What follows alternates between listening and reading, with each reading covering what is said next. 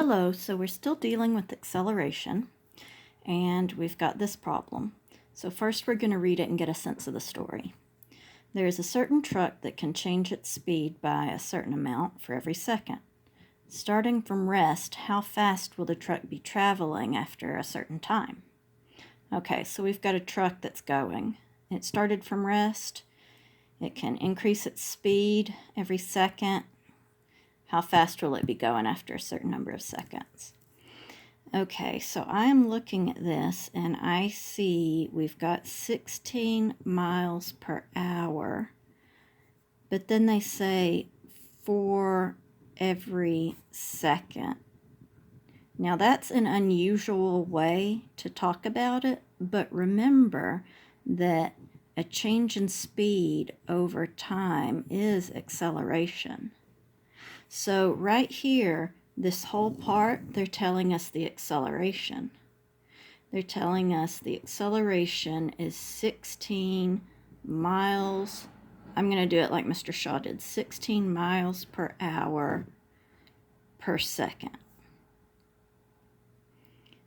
I don't like the look of it any more than you do, but this is what we're dealing with. So that's our acceleration.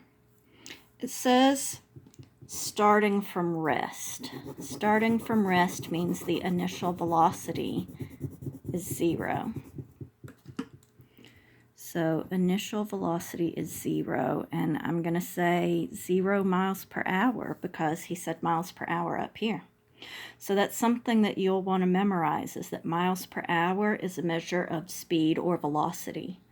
And also meters per second is a measure of speed or velocity. So you'll need to memorize both of those units.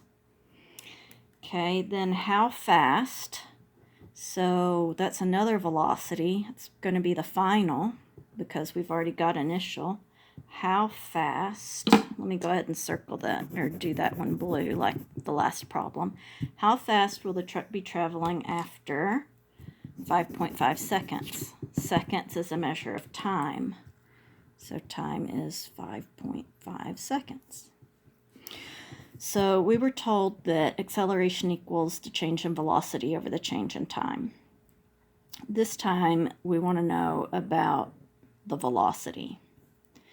So if we've got acceleration equals change in velocity over change in time, and if I multiplied both sides by the change in time, then this in the understood to be in the numerator would cancel with denominator, and that would leave me change in velocity equals change in time times acceleration. We've got time. They don't tell us a beginning and an end, so this itself is the change in time. So we've got change in time and we've got acceleration, and that should equal velocity. I'm going to switch this around and put it like that because I think it's prettier. Okay, so we have 5.5 seconds times 16 miles per hour per second. I can extend this under here, or I don't have to. So this seconds is understood to be in the numerator, while this one is in the denominator. So they cancel out, and that leaves me with just miles per hour. And so 5.5 times 16. Let's see, putting that in my calculator. I'm not going to show it because it's not complex. 88 miles per hour. Let's see, two significant figures, two significant figures, two significant figures. Don't forget that if you go down to the lower right-hand corner in settings, you can slow down the playback speed, or you can speed it up. I'll see you in the next video.